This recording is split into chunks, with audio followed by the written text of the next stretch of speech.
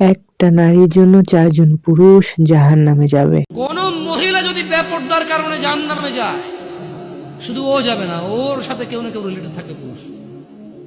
Could be father, বাপ হইতে পারে, বড় ভাই হইতে পারে, তারপর হচ্ছে স্বামী হতে পারে। যদি ওর জাহান্নামে যাবার রিজনই হয় বেপরদা, বেখোলা, খোলা মানে চলা। মানুষ হাজার রিজনে জাহান্নামে যেতে পারে, আল্লাহ সবাইকে ক্ষমা করুন এবং হিদায়াত দান করুন, আমিন। হাজারটা রিজন আছে জাহান্নামে যাওয়ার, কিন্তু যদি কোনো মহিলা, এমন মহিলা যার বড় ভাই আছে, যার বাপ আছে, যার স্বামী আছে, আর ওদের থাকা অবস্থায় তার এমন একটা অন্যায়ের কারণে তার জাহান্নাম হয়েছে, যে অন্যায়টা হচ্ছে তার কি খোলামেলা চলাফেরা, তার জানাবা বিচারের চলাফেরা, তার ব্যাপারটা অশ্লীল চলাফেরা, তাহলে ওই মহিলা একা জাহান্নামে যাবে না, সঙ্গে কাউকে নিয়ে যাবে। এবার যে লোকটা সংশ্লিষ্ট সময়ে দায়িত্ববান ছিল সে যাবে সঙ্গে।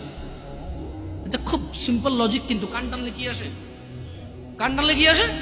ওই মহিলা যদি সংশ্লিষ্ট রিজনে যদি জাহান্নামে যায়, সংশ্লিষ্ট সময়ে যে দায়িত্ববান পুরুষ তার অভিভাবকত্বের মধ্যে ছিল, যার উচিত ছিল তার জন্য সামর্থ্য অনুযায়ী জামা কাপড় কিনা সুন্দর দেখে, সামর্থ্য অনুযায়ী খাওয়ার দাওয়ার ব্যবস্থা করা, তার আর অর্থনৈতিক অবস্থার উপরে ডিপেন্ড করে, সামর্থ্য অনুযায়ী ওর কমফোর্ট জোনে রাখা হোক, সামর্থ্য অনুযায়ী যতটুকু আছে উজাড় করে দেওয়া ওর পিছনে, সংশ্লিষ্ট ব্যক্তিটার জন্য দায়ী থাকে।